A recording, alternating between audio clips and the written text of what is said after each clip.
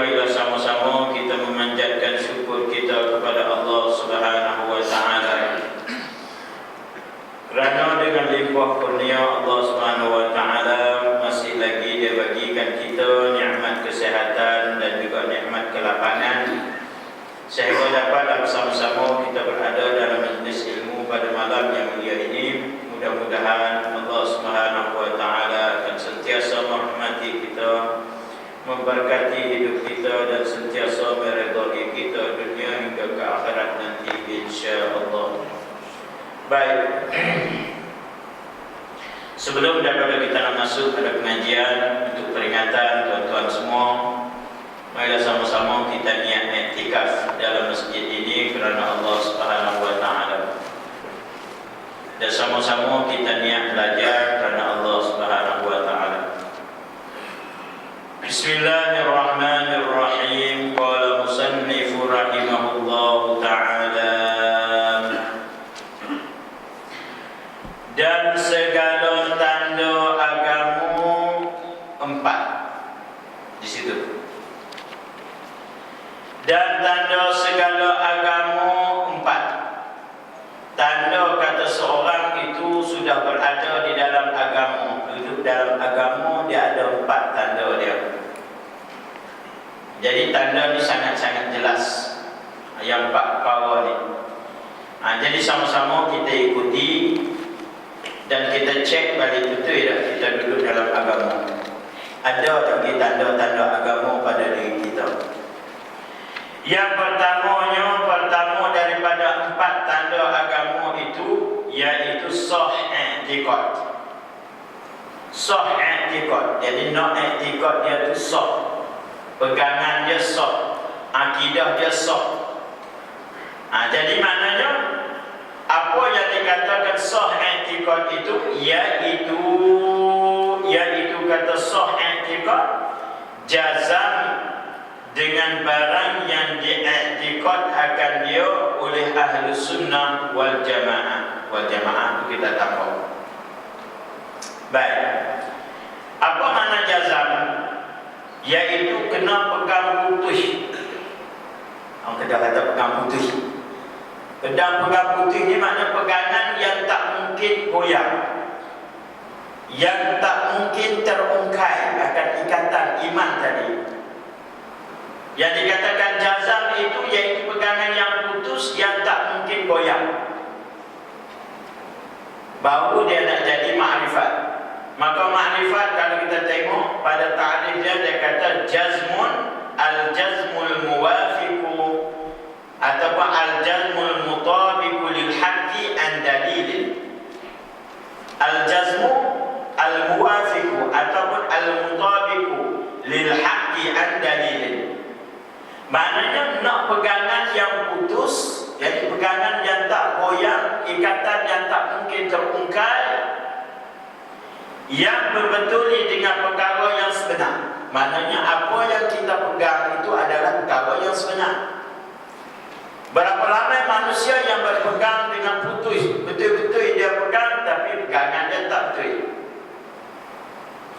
Dan dia pegang putih, kita pergi tegur dia, pergi abadkan dia pun dia tak heran. Dia kata apa ada pegang ni dah kena dah. Dah kena dah, betul dah. Maknanya pegangan dia putus tapi tidak membetuli dengan perkara yang sebenar. Tak betul dengan perkara yang sebenar, tak menepati akan perkara yang sebenar. Maka hak tu tak boleh nak panggil makrifat. Hak tu tak boleh nak panggil akidah. Sebab apa? Sebab salah pegangan dia. Jadi nak hak betul, nak muwafiqul lil haqqi. Kalau seorang berpegang bahawasanya Sayyidina Abu Bakar itu tidak sah akan khalifahnya, maka itu betul tak? Itu tak betul. Itu pegangan Syiah. Umar tidak sah khalifah dia, itu pegangan Syiah. Uthman tidak sah khalifah dia, itu pegangan Syiah. Dan mereka menganggapkan bahawasanya sahabat-sahabat Rasulullah SAW itu kufur.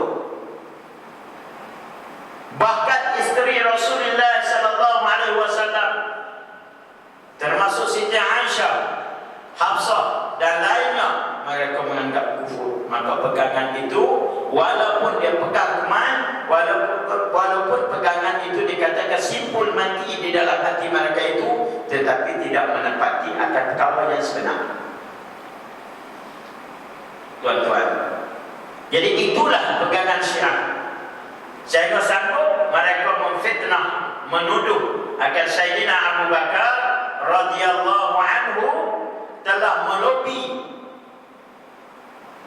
untuk mendapatkan khalifah, untuk mendapatkan tempat menjadi khalifah. Dia kata Sayyidina Abu Bakar melobi Nabi kita dengan cara dia memperkahwinkan anak dara dia dengan Nabi SAW untuk mendapatkan jawatan khalifah. Subhanallah. Itu tuduhan yang dibuat oleh Syiah kepada Sayyidina Abu Bakar.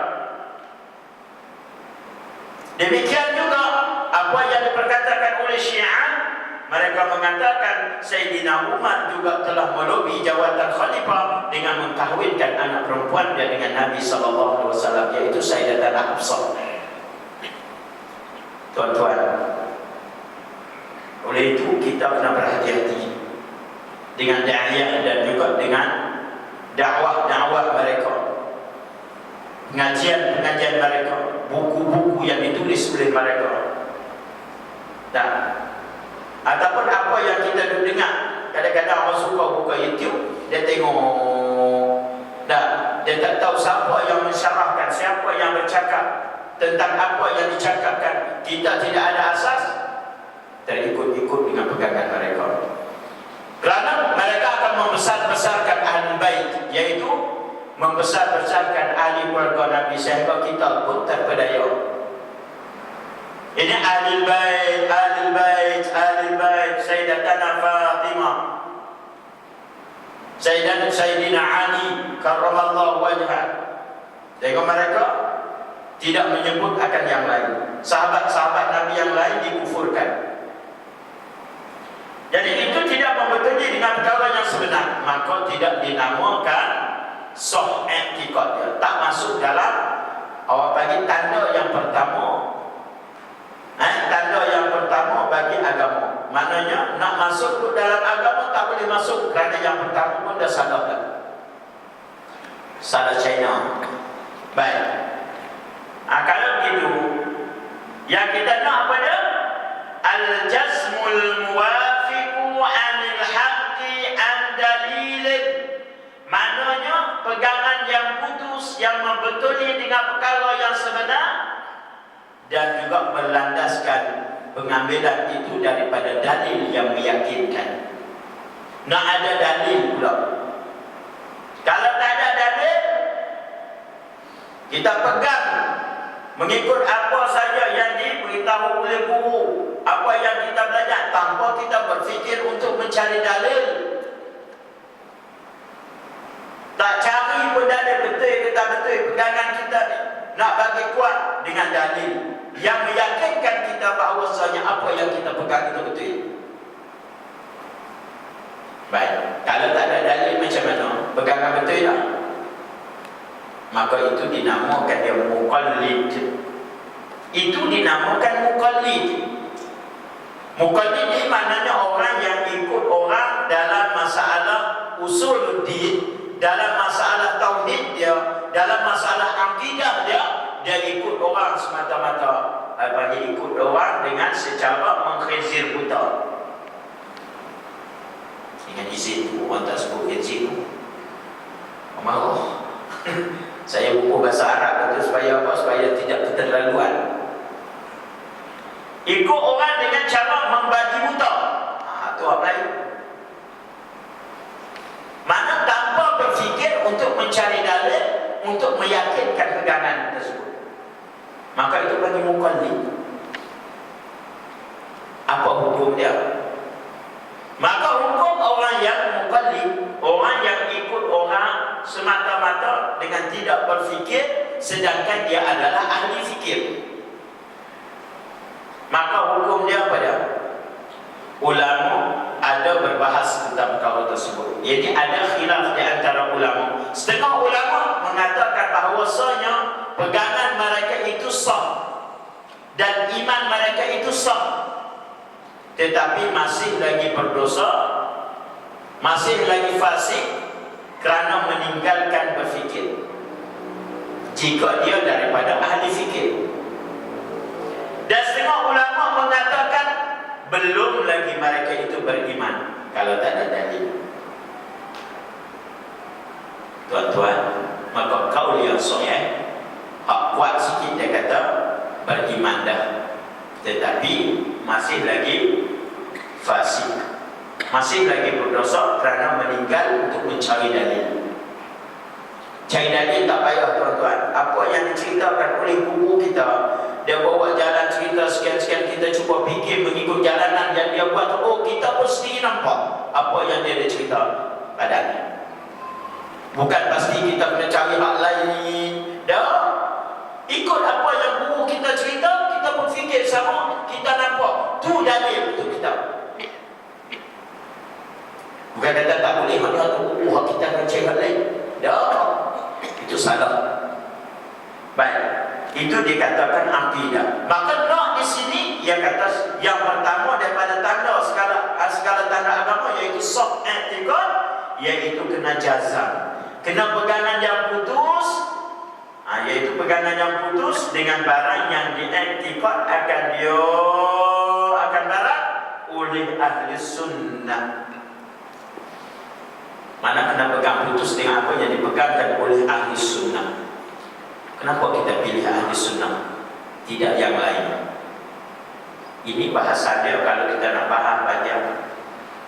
Kalau kita tengok pada hadis Nabi SAW, dalam hadis juga yang panjang, yang Nabi menceritakan umat Nabi Musa berpecah kepada 73 golongan, semua dalam neraka kecuali satu golongan saja yang terlepas. Selamat yang selamat bukan masuk syurga tu, kadang-kadang kena seksa dulu dari sebab dosa dia. Dan umat Nabi Isa juga berpecah kepada 72, kesemua dalam neraka kecuali satu. Dan Nabi SAW menyambung akan hadisnya.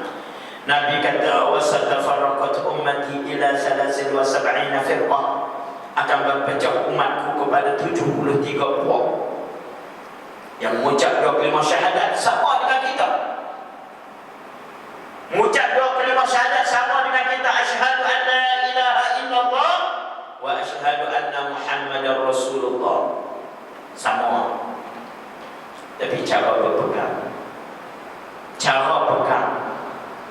Mu'tazilah pun mengucap sama kita juga, Murji'ah mengucap sama, Khawarij mengucap sama, Qadariyah sama, Jabariyah sama, Mu'tazilah apa semua tu mengucap sama dengan kita. Nah, baik. Maka daripada orang yang mengucap dua kalimah syahadat daripada umat Nabi Muhammad SAW, Nabi kata berpecah kepada 73 puak. Kulluhum finnar, semua mereka itu di dalam neraka, illa al-wahidah, malaikat satu saja. Satu saja tuan-tuan. Bukan pasti mati terus masuk syurga dah. Atau kata maknanya tiket dia ada tiket ke syurga, tetapi belum pasti sama ada terus ataupun terpaksa kena tangguh dulu, turun dulu neraka satu kerana kesalahan-kesalahan yang perlu diambil. Tetapi akhir sekali mereka akan dimasukkan ke dalam syurga. Akhir sekali akan dimasukkan dalam syurga. Maka itu pun dikatakan ahlus sa'adah, orang yang berbahagia. Sebab ada lagi masa dia untuk masuk syurga, dan bila masuk syurga dia tak akan keluar dari pasal syurga, kekal buat selama-lamanya dalam syurga, walaupun dia terpaksa menjalani hukuman di dalam neraka beberapa lama, wallahu a'lam, mengikut kesalahan.